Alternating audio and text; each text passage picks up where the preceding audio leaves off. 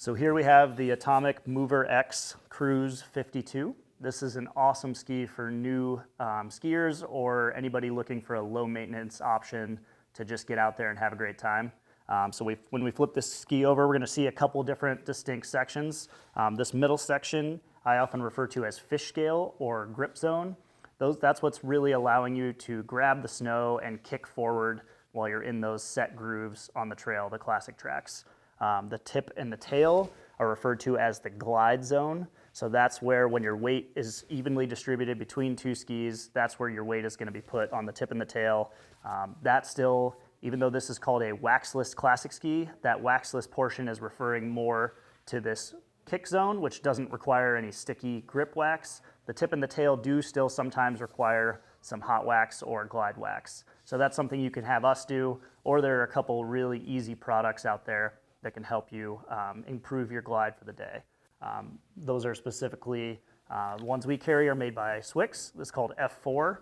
So F4 is something that you can actually put all the way down this ski. This version is a liquid. It's really easy to apply. Takes about 5 minutes. You let the ski warm up, rub it down the whole ski, let it dry, and then use the buff pad on the bottom of this to get ready to go out and ski.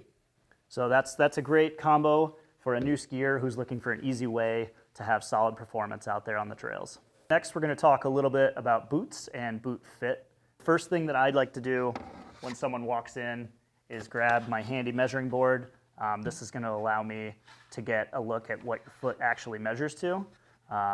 It's a surprise to many people, but most people wear a street shoe at least a size, if not a size and a half, larger than what their true measurement is, or what they might even fit to in a classic boot. It's important not to end up in a boot that's too comfortable initially and too large, because you're going to end up with a lot of friction and your heel lifting up and down, and that's really going to hurt your performance and potentially create some blister issues. So first, let's talk about the Fischer Comfort Pro. So this is an awesome boot that works really well for pretty much every classic ski on our wall.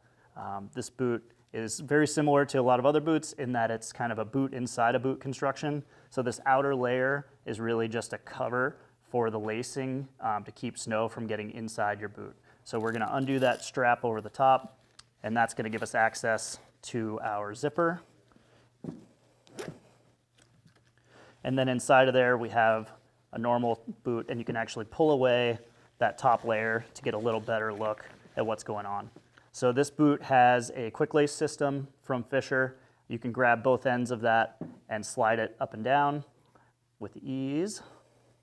And that's going to allow you to, with cold fingers, make quick adjustments on your laces and not have to take your gloves off as much to make adjustments. So the first thing I recommend people do when they put a boot on is to give themselves a couple taps into the heel to make sure their foot is really sliding back into the back of the boot before you lace yourself down and try to get that nice anatomical wrap over the top of the foot.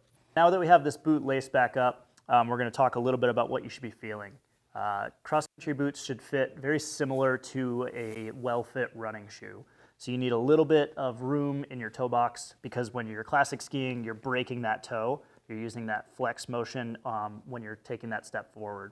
So you want to make sure when you're breaking that toe that you're not rubbing or touching too much in the front of the boot, because that's going to create a hot spot or some discomfort over a long day of skiing.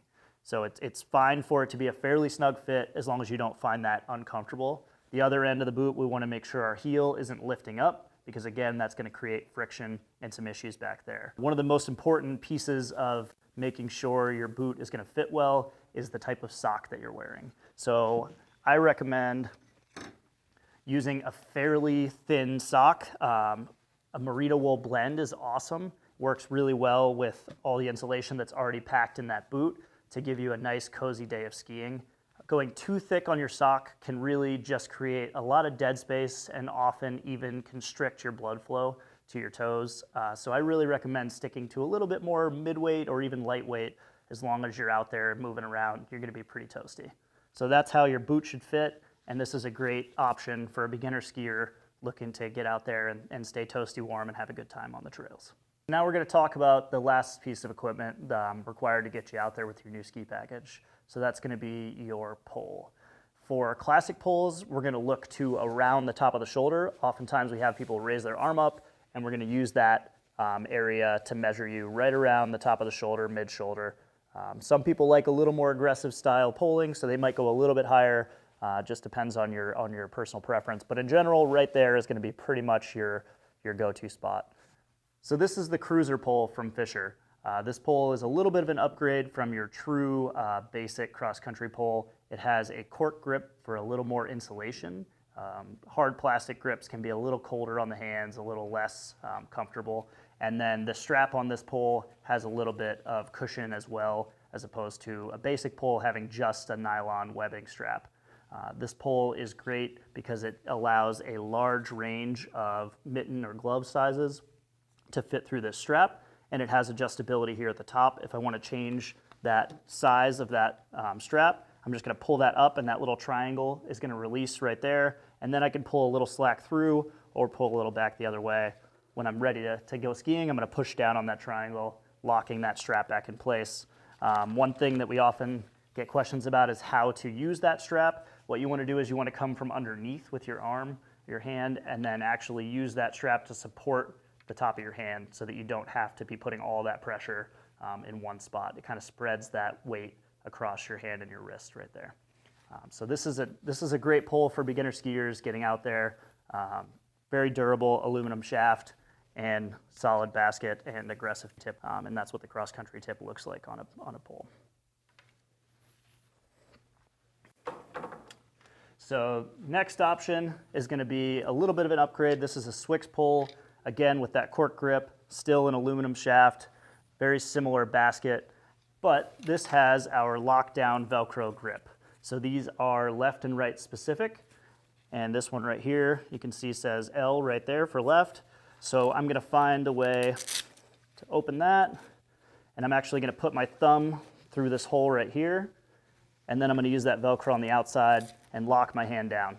So now I'm able to hold this pole without actually having to death grip the pole, which is a really common issue with new skiers. They find that their hands are cramping and they're really holding onto that pole for dear life. So this allows you to kind of relax that grip a little bit and let that Velcro do the work.